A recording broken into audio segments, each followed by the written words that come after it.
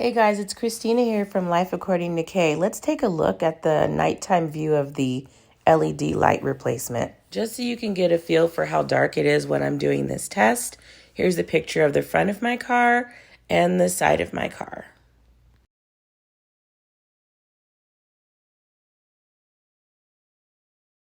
Hey guys, it's Christina here. So this is my vehicle at night.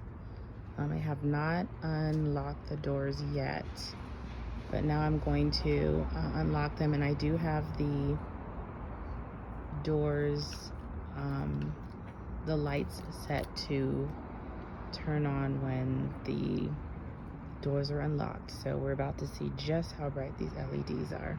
Here we go. And that is the brightness that you get.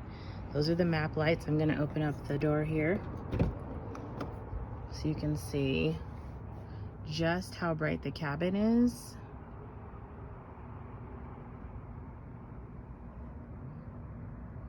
Super bright, and they're white lights, not the yellow.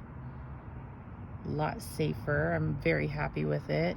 Now let's look at the back. The back lights I actually have on. These you have to turn on, and those are the back lights. So again, you can see just how bright the cabin is with the LEDs.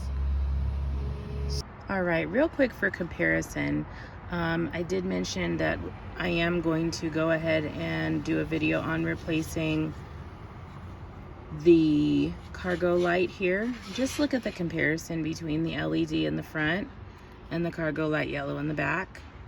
So you can imagine when this one becomes LED, it's going to be phenomenal.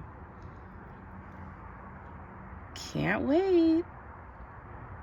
Let me know in the comments if you've replaced any other lights in your vehicle and which ones you decided to go with and why. I'm curious.